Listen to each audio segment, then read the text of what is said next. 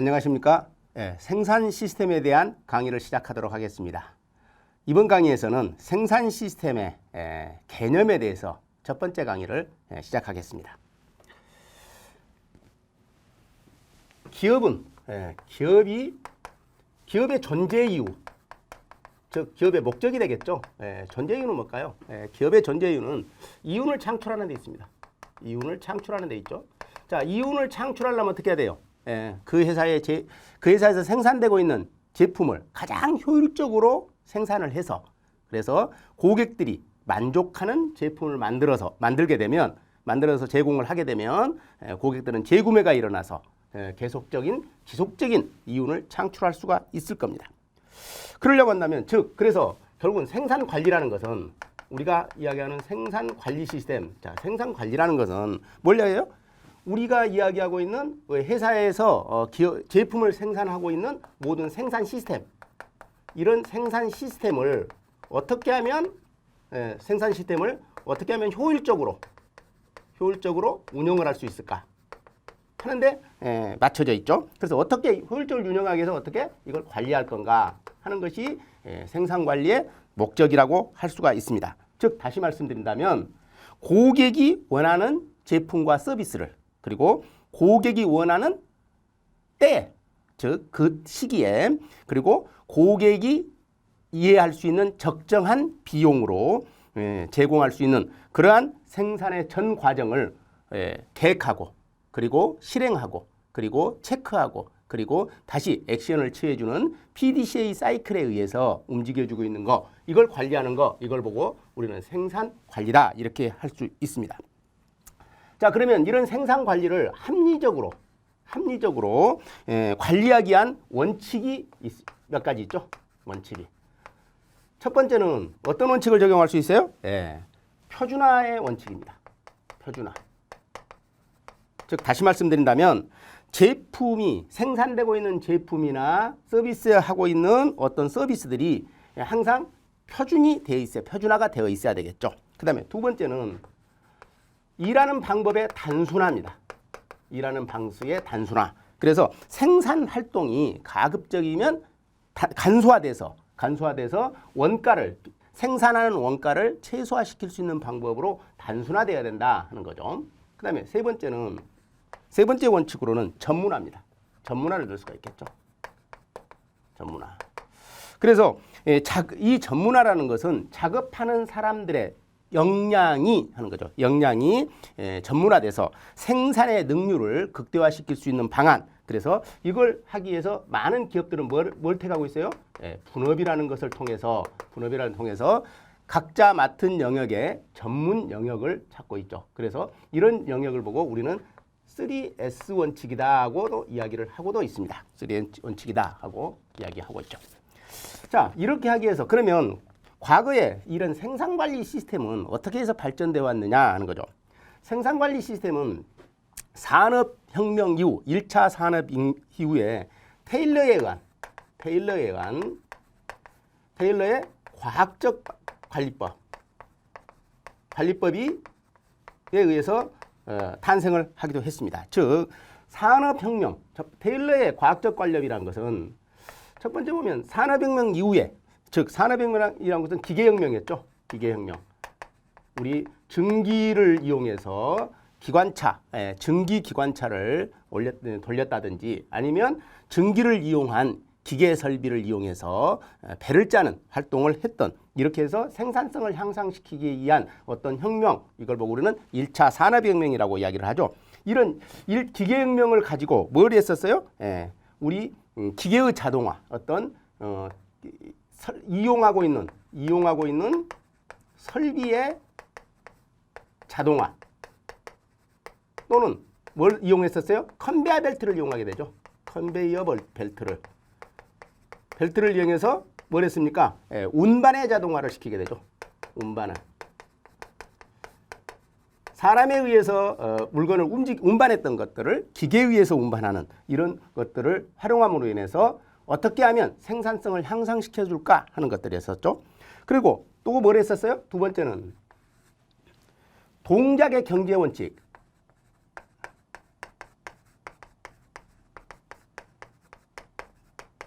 뭐예요? 작업을 분배하죠. 작업을 분배했었습니다.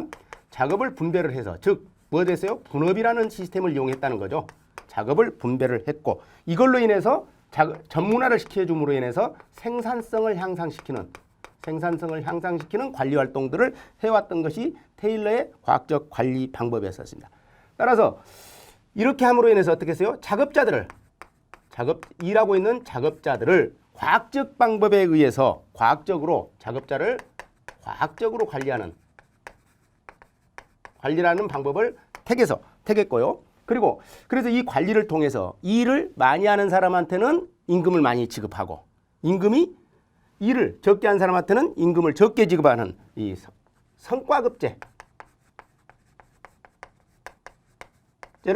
도입을 했었습니다. 도입을 해서 고임금을 택했던 일을 많이 한 사람들한테는 많은 성과급을 지급하는 이런 과학적 관리 방법을 택했던 것이 테일러의 과학적 방법이라고 이야기를 할 수가 있습니다. 그러면 이 테일러가 과학적 관리를 할 수 있는 내용들을 몇 가지 좀 살펴보면 제일 먼저 했던 것들이 과업 관리를 했었습니다. 과업 관리를 통해서 즉 다시 말씀드린다면 앞에서 작업자의 과학적 관리 방법에 의해서 그 작업자가 폐업을 하느냐 안 하느냐 폐업 상태를 관리를 했다든지 해서 뭘 했어요? 이거 과업 관리를 통해서 고임금 일을 많이 한 사람한테는 인건비를 많이 지급한다 그랬죠. 그리고 일을 많이 안 한 사람한테는 인건비를 많이 성과급을 안 줬다는 이야기죠. 그런데 뭘 했어요? 저노무비를 택했습니다. 낮은 임금을 주되 일을 많이 한 사람한테는 성과급을 많이 주는 이런 시스템을 관리했던 이런 것을 보고 우리는 테일러의 과학적 관리법이다 이렇게 이야기를 할 수 있겠죠. 그래서 결국은 한 사람들의 그 작업자의 일일 과업량을 할당을 하고요. 이 과업량을 할당을 하고 이거를 갖다가 과업량을 할당을 하는데 이 과업량 할당을 과학적으로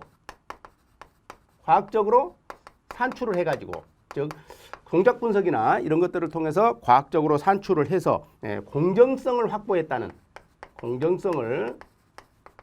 확보할 수 있는 방안을 찾았던 것이 특이하다고 할 수가 있습니다. 두 번째는 뭐였어요? 과학 관리를 하기 위해서 그냥 과학 관리를 했던 게 아니라 작업 방법을 분석을 해서 작업의 내용을 표준화를 시켰죠. 작업의 내용을 표준화를 해서 모든 작업자가 작업 표준 방법, 작업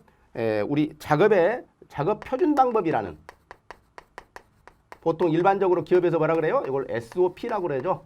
그래서 작업 표준 방법에 의해서 모든 작업자가 동일한 작업을 할 수 있도록 이렇게 했었습니다. 그리고 주어진 과업을 성공을 하게 되면 이 사람은 우대를 했었죠. 즉 성과급을 많이 주는 이런 정책을 썼다 하는 거죠. 그리고 만약에 과업에 실패하게 되면요. 과업에 실패를 하게 되면 이 실패 책임을 누가 졌냐면 노동자의 손실로 가져가도록 즉 일하고 있는 노동자의 손실로 가져가도록 해주는 것이 과학관리의 방법이었습니다. 그 다음에 두 번째는 테일러의 과학적 방법 중에 특이한 점에 첫째는 과학관리를 했다는 거고요. 두 번째는 직능식 직장제도를 썼습니다. 직능식 직장제도. 직능식 직장제도라는 것은 분업에 따라서 각각의 업무를 뭐 하시냐면 전문화를 시켰다는 거죠. 전문화를 시켜가지고 이 전문화된 인력으로 하여금 이 전문 분야별로 뭘 뒀냐면 직장이라는 제도를 두었습니다. 그래서 이 직장이 그 직능 분야를 관리할 수 있도록 해주는 제도를 택했던 거죠. 그리고 세 번째는 앞에서 말씀드린 것처럼 차별적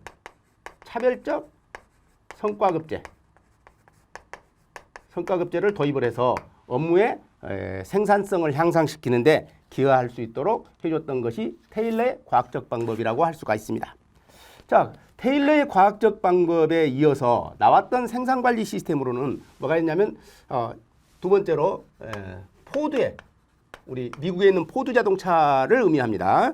포드의 생산 시스템을 들 수가 있습니다. 포드의 생산 시스템. 자, 포드 자동차는 차를 만드는 과정에서 뭐 하기 위해서? 대량 생산 시스템을 하기 위해서.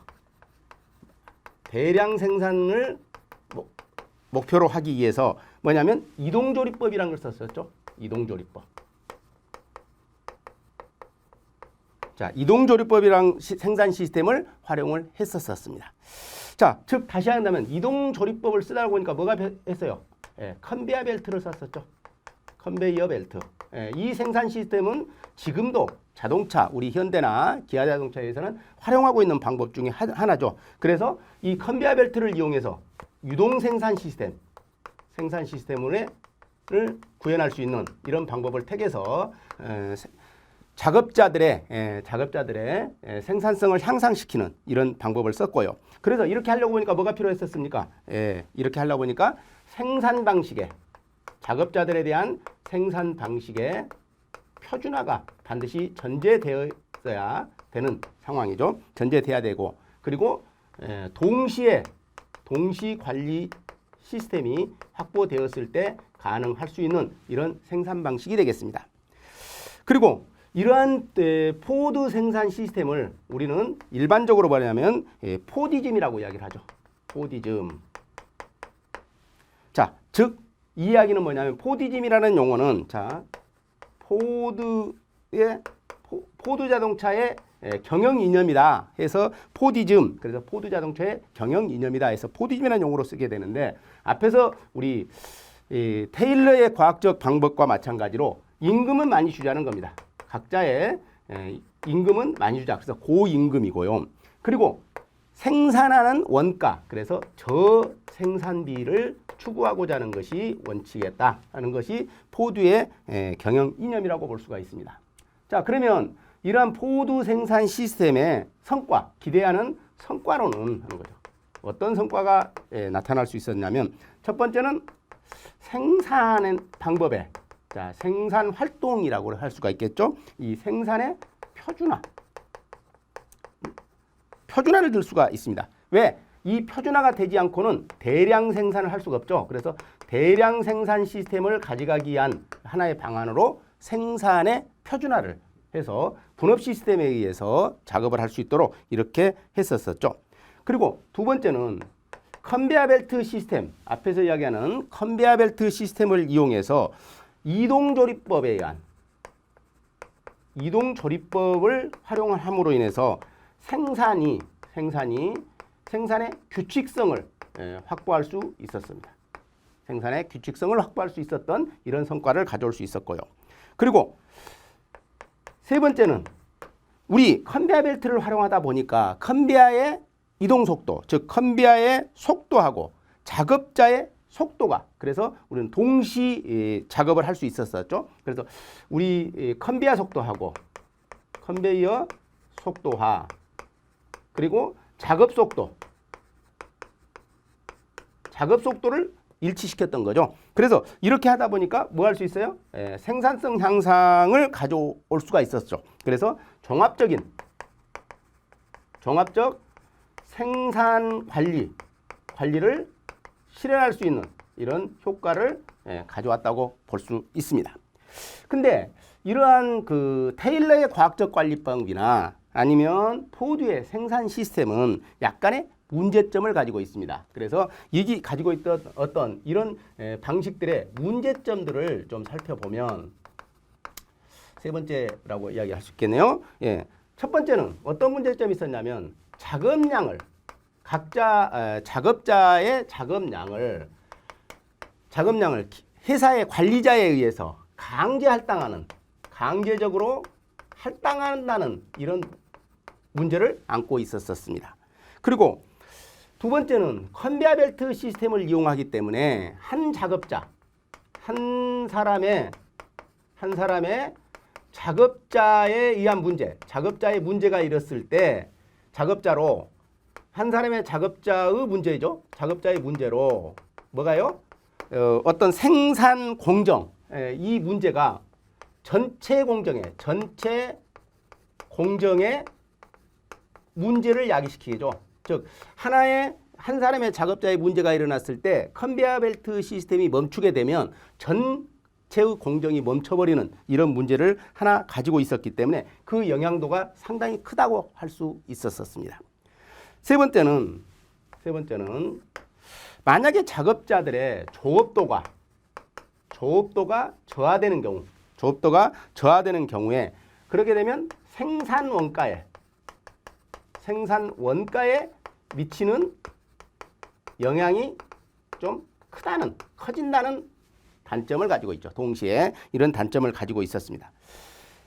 네 번째는 우리가 생산 관리를 하는 데 있어서 갖춰야 될 원칙이 있었죠. 원칙 중에 표준화의 원칙이라든지 또는 단순화, 표준화를 시키고 단순화를 하게 시키게 되면 어떤 문제를 안고 있냐면 고객의 다양한 욕구를 수용하는데 한계가 있었습니다. 그래서 이 표준화와 단순화를 통해서 하다 보니까 다양한 고객의 욕구들을 수용하는데 한계를 가지고 있었을 수밖에 없는 이런 문제점이 있었습니다. 그 다음에 다섯 번째는 어떤 문제점을 하나 가지고 있냐면 생산 설비를 변경한다든지 또는 생산 설비를 개량하는 데는 한계를 가졌던 거죠. 그래서 상당히 생산 설비를 변경하거나 생산 설비를 개량하는 데는 좀 어려운 문제를 같이 안고 있었습니다. 자, 테일러의 과학적 관리법과 포드의 생산 시스템에 대해서 알아봤는데요. 자, 그러면 우리가 생산 시스템에 대한 것을 좀 분류해 볼 필요가 있겠죠. 시스템의 분류를 좀 해봐서 어떤 것들이 있는지를 좀 살펴볼 필요가 있습니다. 생산 시스템을 크게 분류를 하면 여러 가지가 있겠습니다만은 가장 크게 분류를 해본다면 우리가 고객으로부터 주문을 받아서 생산하는 방식인 주문 생산 방식이 있을 수 있고요. 그리고 사전에 수요를 예측해서 생산하는, 즉 예측 생산 방식이 있습니다. 예측 생산 방식. 이 두 가지로 크게 분류를 할 수가 있겠죠. 자, 그러면 첫 번째 주문 생산 방식인 경우에를 좀 살펴보면 하는 거죠. 주문 생산 방식은 고객으로부터 주문을 받아가지고 그 주문받은 제품을 그때 주문받은 이후에 기업이 생산해서 판매하고 있는 생산 방식을 우리는 주문 생산 방식이다 이렇게 이야기를 할 수가 있죠. 자, 그렇다면 이 제품의 시방, 고객한테 제공되고 있는 제품의 시방은 누가 결정을 할까요? 이거는 고객의 주문에 의해서 결정이 되죠. 그래서 고객이 결정을 하게 되겠죠. 그리고 다분하게 고객의 주문할 때마다 제품이 서로 약간씩 달라지게 되죠. 그래서 품종은 다품종이 되고요. 종류는 많아지고요. 그리고 생산하고자 하는 양은 그래서 적어지죠. 그래서 소량 생산 방식이 되겠습니다. 소량 생산 방식이 될 수 있죠. 소량 생산으로 할 수가 있죠. 그러다 보니까 다분하게 생산 원가, 한 번 생산할 때마다 적게 생산을 하다 보니까 어떻게 돼요? 제품 가격이 다소 고가가 될 수가 있습니다. 제품 가격이 좀 올라간다 하는 단점을 가지고 있죠. 또 한 번, 할 때마다 작업의 방법이 약간씩 다르게 되겠죠. 그래서 이때 사용하고 있는 생산 설비는 고정 설비를 사용할 수가 없고요. 범용 설비를 사용하는 것이 일반적으로 사용이 되는 이런 특징을 가지고 있죠. 자, 그리고 다섯 번째는 어떤 문제냐면 가장 주문 생산 방식의 가장 큰 문제점으로는 어떤 게 있냐면 고객이 원하는 시점까지 생산을 할 수 없다는 납기의 문제가 가장 큰 문제로 대두가 될 것입니다. 그리고 그러다 보니까 자동적으로 생산 방식을 철저하게 통제하는 관리가 요구되고 있는 그런 특징을 가지고 있죠. 그리고 여섯 번째는 뭐가 있어요? 작업자, 즉 이 제품을 만들고 있는 작업자의 기량이나 또는 역량이 좀 요구되고 있죠. 왜 그러냐면 그때마다 생산하고 있는 제품이 달라질 수밖에 없기 때문에 그때 작업자의 기량이나 작업자의 역량이 좀 우수한 이런 작업자들을 요구할 수밖에 없는 이런 특징을 가지고 있습니다. 요즘 근래에 들어서 생산하고 있는 모든 기업들의 많은 기업들의 생산 방식이 주문 생산 방식을 택하고 있는 것이 현실이죠. 자, 두 번째는 뭐가 있어요? 예측 생산 시스템이죠. 예측 생산을 다른 말로는 뭐래요? 계획 생산이다 이렇게도 하고 있죠. 계획 생산이다. 예측 생산 방식, 계획 생산 방식 얘기죠. 이거는 고객이 주문하고는 무관합니다. 일반적으로 어떤 제품들이 있을까요? 공산품이 이런 예라고 할 수가 있습니다. 그래서 시장의 수요에 맞춰서 시장이 얼마나 이런 제품들을 필요로 하는지 그 수요에 맞춰서 공급하기 위한 이런 생산 방식을 우리는 예측 생산 방식 또는 계획 생산 방식 이야기하죠. 자, 그러면 첫 번째 여기서 생산되고 있는 제품의 시방은 누가 결정하죠? 이거는 공급자에 의해서 결정이 되죠. 우리 주문 생산 방식은 고객에 의해서 결정이 됐다고 한다면 우리 예측 생산 방식은 공급자에 의해서 하게 되고요. 이 경우에는 다품종 소량 생산이 아니라 소품종 대량 생산 방식을 택하고 있죠. 대량 생산 방식을 택하는 것이 일반적으로 사용하고 있는 방식입니다. 그러다 보니까 한 번에 만들면 많은 물건을 만들기 때문에 제품 가격이 제품의 단가, 제품 가격이 좀 싸진다는 저렴하다는 특징을 가지고 있죠. 그리고 네 번째는 생산 설비는요. 생산 설비는 만들고 있는 제품의 수가 적기 때문에 전용 설비를 일반적으로 사용하는 것이 원칙입니다. 전용 설비. 해당되는 제품만을 생산하기 위한 전용 설비를 사용을 하고 있고요. 이때 이 예측 생산 방식에서 가장 큰 대두되고 있는 큰 문제로는 뭐가 되냐면 재고의 문제를 갖고 있죠. 즉 만들어진 물건들을 판매하지 못했을 때 쌓이는 이런 완성품의 재고가 가장 큰 문제로 대두가 되고 있습니다. 또한 이런 제품에 대한 그리고 또 뭐가 필요할까요? 제품 수요를 얼마만큼 수요의 예측이 아주 중요한 문제로 대두가 될 수 있습니다. 수요 예측을 잘못하면 재고가 많이 쌓이게 될 거니까요. 그래서 이런 문제들이 만들고 있습니다. 그러나 뭐였어요? 주문 생산 방식과는 달리 뭐예요? 작업자들의 작업자들의 고도의 그 어떤 기량이나 또는 역량 이런 역량들은 고도의 것을 요구하지는 않죠. 낮아도 작업자들의 기량이나 역량이 좀 낮아도 크게 문제가 되지 않는 이런 생산 방식을 가지고 있습니다. 그래서 예측 생산 방식과 주문 생산 방식 이렇게 나눌 수가 있습니다. 두 번째는 크게 이제 두 번째는 이렇게도 나눌 수 있습니다만은 어떻게도 나눌 수 있어요? 생산되고 있는 생산의 반복성, 얼마나 반복적으로 생산을 할 수 있느냐에 따라서 또 구분할 수도 있겠죠. 생산의 반복성에 의해서도 구분할 수가 있는데 첫 번째 방법으로는 뭐가 있어요? 개별 생산 방식이 있죠. 개별 생산. 개별 생산이라는 것은 말 그대로 생산의 반복을 하지 않고 각각의 주문에 의해서 주문 생산 방식처럼 주문에 의해서 생산을 할 때마다 개개의 제품을 하나씩 생산하는 방식, 이걸 보고 우리는 개별 생산 방식이다 이렇게 이야기를 할 수가 있죠. 두 번째는 배치 생산 방식이 있죠. 배치 생산 방식. 배치 생산 방식이라는 것은 일정 양식, 주문이 들어오면 모아뒀다가 일정 양식을 반복적으로 생산하는 방식을 우리는 배치 생산 방식이라고 이야기할 수 있습니다. 세 번째는 연속 생산 방식이 있습니다. 연속 생산 방식은 하나의 제품을 계속해서 연속적으로 생산하고 있는 방식을 이야기를 하고 있죠. 그러다 보니까 이거는 대량 생산을 할 수 있는 시스템이고요. 대량 생산이 가능하기 때문에 생산 원가가 가장 낮다는 특징을 가지고 있습니다. 자, 세 번째 또 하나 방식으로는 하는 거죠. 자, 이렇게 해서 생산의 반복성에 의해서 개별 생산과 배치 생산과 연속 생산으로 구분을 할 수가 있지만 생산의 흐름을 가지고 분류를 할 수도 있습니다. 생산의 흐름을 가지고도 분류가 할 수 있죠. 생산의 흐름을 가지고 분류하는 방식은 크게 보면 뭐가 있냐면 단속해서 생산하는 단속 생산 방식이라는 게 하나 있고요. 그리고 연속해서 생산하는 연속 생산 방식을 들 수가 있습니다. 자, 연속 생산 방식을 두 가지로 구분을 할 수가 있겠죠. 이렇게.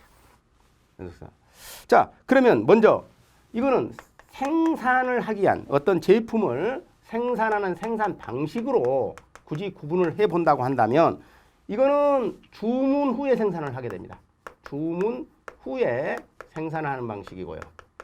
거기에 비해서 얘는 예측에서 연속 생산방이니까 예측에서 생산하는 방식이 연속 생산 방식이라고 이야기를 할 수가 있죠. 이거는 주문 생산 방식, 예측 생산 방식으로 구분을 할 수가 있습니다.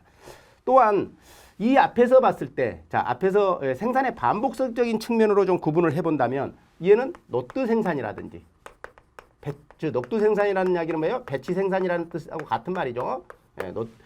노트별로 배치 생산을 해주는 방식이라든지 또는 프로젝트 생산, 조선소 같이 또는 항공기를 만드는 카이 같은 회사의 경우를 이야기를 할 수 있겠죠. 또 발전소를 건설한다든지 하는 이런 프로젝트 생산 방식에서 사용하고 있는 방식이라고 이야기를 할 수가 있습니다. 그래서 이런 생산 방식 그리고 연속 생산은 말 그대로 연속적으로 생산하는 연속 생산 방식을 이야기를 할 수가 있겠죠. 그래서 이렇게 생산 방식을 구분할 수가 있겠고요. 그 다음에 얘는 품종이나 또는 생산량을 가지고 분류를 해본다고 한다면 생산량으로 분류를 해본다면 얘는 품종은 여러 개이고요. 그 다품종 뭐예요? 소량 생산을 하고 있는 방식을 이야기를 할 수가 있습니다. 단속 생산은. 거기에 비해서 연속 생산은 품종은 적겠죠. 그래서 소품종 대량 생산 방식을 택하고 있습니다. 대량 생산 방식을 택하고 있다. 이렇게 구분할 수가 있겠죠. 자, 그러면 단위당 생산 원가적인 측면에서 좀 분류를 해보면 하는 거죠. 생산 원가를 분류를 해보면 다분하게 단속 생산은 생산 원가가 높다는 특징을 가지고 있고요. 여기는 대량 생산을 하기 때문에 생산 단가는 낮은 특징을 가지고 있습니다. 다음으로는 사용하고 있는 우리 설비의 입장에서 한번 살펴보면 단속 생산은 다분하게 다목적으로 사용할 수 있는 범용 설비를 사용하는 것이 원칙입니다. 범용 설비를. 그러지만 우리가 연속 생산 방식을 쓸 때는 특수한 목적으로 사용되고 있는 전용 설비를 일반적으로 사용하는 것이 가장 좋겠죠. 전용 설비를 사용할 수가 있는 게 가장 좋은 방법을 택할 수 있습니다. 그 다음에 작업자들의 숙련도가 얼마나 있으면 좋겠느냐 하는 거죠. 그러면 이런 단속 생산하기 위해서는 숙련도는 높아야 됩니다. 높아야 되고요. 그 다음에 연속 생산을 하거나 예측 생산 방식을 때는 숙련도는 다소 낮아도 상관이 없습니다. 낮아도 상관이 없다 하는 거죠. 자, 마지막으로 그러면 생산 관리자가 관리를 중점적으로 관리해야 될 중점 관리를 해야 될 항목으로는 뭘 해야 되냐면 단속 생산에서의 가장 큰 문제는 납기 문제이기 때문에 납기 관리가 우선이 되겠죠. 납기 관리가 돼야 되고요. 그러려고 하니까 이 납기 관리를 하려고 하니까 어떻게 돼요? 생산 시스템을 통제하는 통제 관리가 가장 큰 문제로 대두가 되고 있습니다. 가장 큰 문제로 대두가 되고 있죠. 자, 그리고 연속 생산에서는 재고 관리가 가장 큰 문제로 대두가 될 수 있습니다. 그래서 생산 흐름에 따라서는 단속 생산과 연속 생산으로 분류하고 그 차이점에 대해서 좀 알아보았습니다. 자, 이번에는 그러면 생산 시스템의 유형에 대해서 좀 살펴보겠습니다. 생산 시스템은 어떤 유형들이 있는지 하는 것에 대해서 좀 살펴보도록 하겠습니다. 첫 번째, 생산 시스템의 유형으로는 여러 가지가 있겠습니다만은 그룹 테크놀로지라는 GT 생산 시스템을 들 수가 있습니다. 일명 이거는 갖다가 셀룰러 생산 제조 시스템이다. 셀룰러 생산 시스템이다 해서 셀룰러 매뉴팩처링 시스템 해서 CMS라고도 불리우기도 하죠. CMS에서. 이 이야기는 뭐냐면 생산되고 있는 제품을 하고자 하는 제품들을 유사한 가공물끼리 그룹으로 묶어 가지고 그 그룹별로 설계도 하고요. 그리고 제조, 생산도 하고 생산도 하게 함으로 인해서 뭘 목적으로 이걸 했어요? 이렇게 그룹별로 설계하고 제조함으로 인해서 생산하고자 하는 니드 타임을 갖다가 감소시키게죠. 감소를 시키고 자동으로 생산 니드 타임이 감소되니까 어떻게 해요? 생산에 대한 원가를 절감할 목적으로 사용하고 있는 방식입니다. 그리고 또 이렇게 그룹별로 설계하다 보니까 어떻게 해요? 이제 다분하게 투입되고 있는 어떤 설비에 중복 투자를 방지하기 위한 목적으로 사용을 하죠. 즉 다시 말씀드린다면 GT라는 것은 우리가 생산하고자 하는 가공물 또는 생산하고자 하는 제품들을 유사한 그룹끼리 묶어버린다는 거죠. 그래서 그 유사한 그룹끼리 설계하고 제조하는 과정을 거침으로 인해서 생산되고 있는 제품에 만들어내는 제조 과정의 니드 타임, 총 소요되는 시간이죠. 이 니드 타임을 줄여줌으로 인해서 즉 생산 원가를 줄이고자 하는 데 목적을 가지고 있으면서 또는 생산에 필요한 설비들의 중복 투자를 방지할 목적으로 사용되고 있는 것이 그룹 테크놀로지라는 생산 시스템을 가지고 있을 수 있습니다. 자, 두 번째는 유연 생산 시스템이죠. 자, 유연 생산 시스템. 즉 유연 생산 시스템이다. 그래서 플렉시블하다. 그래서 FMS, 플렉시블 매뉴팩처링 시스템 해서 FMS라고도 이야기를 하죠. 그래서 이거는 앞에서 이야기한 그 어떤 다품종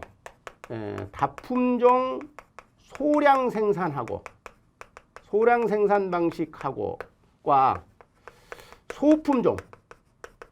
소품종 대량 생산 시스템, 대량 생산 방식의 중간 형태라고 이야기할 수 있다.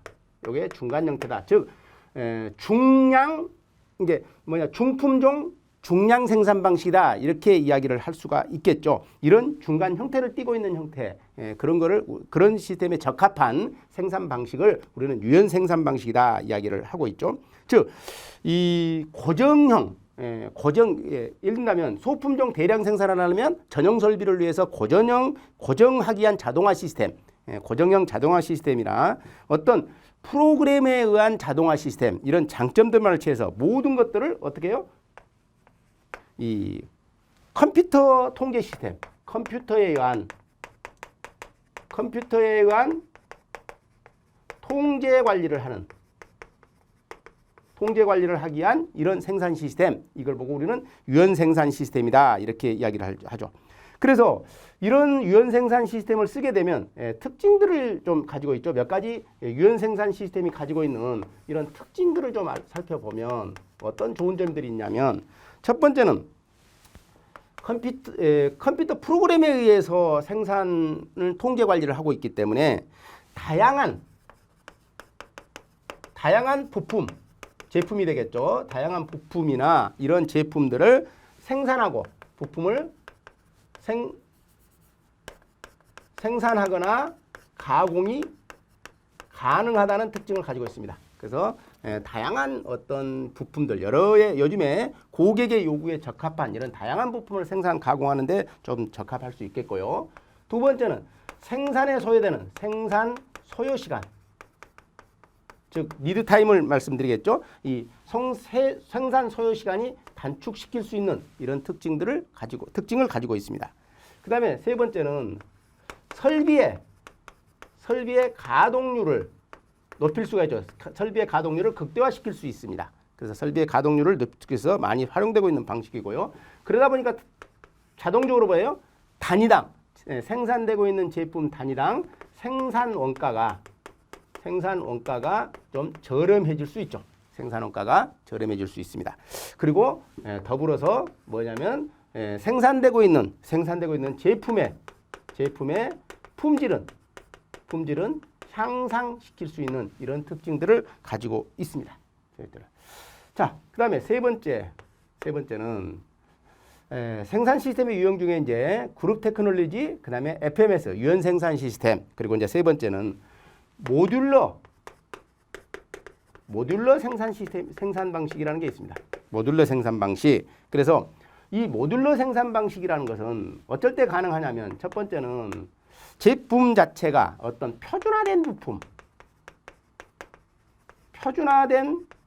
부품을 사용해서 자, 표준화된 부품이나 또는 표준화된 자재, 원자재를 이야기하죠. 이런 표준화된 부품이나 표준화된 자재를 이용해서 이걸 조립해 가지고 다양한 제품을 생산하고 있는 방식을 사용하고 있는 거, 이걸 보고 우리는 모듈러 생산 방식이다 이렇게 이야기를 하죠.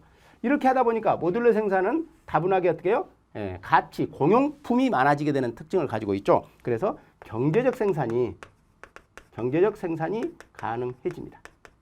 경제성이 가능해지고요. 그리고 뭐가 있어요? 고객의 다양한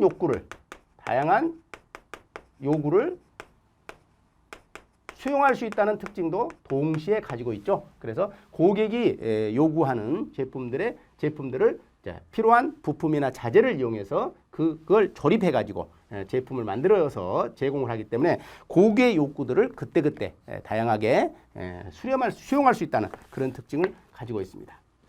네 번째는 이 CIM이라 그래서 컴퓨터 통합 생산 시스템, 그렇죠? 컴퓨터에 의한 통합 생산 시스템이다. 생산 방식이다. 해서 생산 시스템이다. 이렇게 이야기할 수 있죠. 자, 무슨 이야기예요? 컴퓨터 인테그레이티드 매니팩처링 시스템 해서 CIM 또는 CIMS 이렇게 표현을 하기도 하죠. 그래서 모든 생산 활동에 필요한 모든 자료나 정보 또는 생산 활동에 대한 데이터의 분석, 그리고 생산 활동을 계획하거나 통제하는 모든 것들을 뭐에 의해서? 컴퓨터에 의해서 자동화하는, 컴퓨터에서 자동적으로 통합해서 생산하는 시스템, 이걸 보고 우리는 CIM 이렇게 이야기를 하죠. 그 다음에 다섯 번째는 적기 생산 시스템을 들 수가 있습니다. 적기 생산 시스템은 일반적으로 무슨 생산 방식이라고 그래요? 이걸 보고 지트 생산 방식이다 이렇게 이야기를 하죠. 이 지트 생산 방식은 필요한 때 필요한 물건을 필요한 양만큼 만들어낸다는 생산 시스템이죠. 그래서 이 지트 생산 시스템 어디로부터 출발했어요? 도요타 자동차의 생산 방식, 그래서 TPS라고 그러죠. 도요타 프로덕티비티 시스템. 그래서 도요타의 생산 방식으로부터 유래된 어떤 생산 방식인데, 이 지트 생산 방식에 대해서는 이제 다음에 더 뒤에 가서 이 지트 생산 방식에 대한 별도의 강좌가 있습니다. 그럴 때 자세한 설명을 좀 드리기로 하겠는데요. 이 지트 생산은 필요한 물건을 필요할 때 필요한 양만큼 만들어낸다는 이런 생산 방식을 이야기를 하죠. 자, 지금까지 우리는 생산 시스템에 대한 개념, 그래서 생산 시스템의 개념에 대해서 말씀드리고, 그리고 생산 시스템을 어떻게 분류하는가 하는 것들을 하고, 그리고 생산 시스템의 다양한 유형들에 대해서 설명을 드렸습니다. 이것으로 해서 첫 번째 강좌를 마치고 다음 강좌에서 다시 뵙도록 하겠습니다. 자, 수고하셨습니다.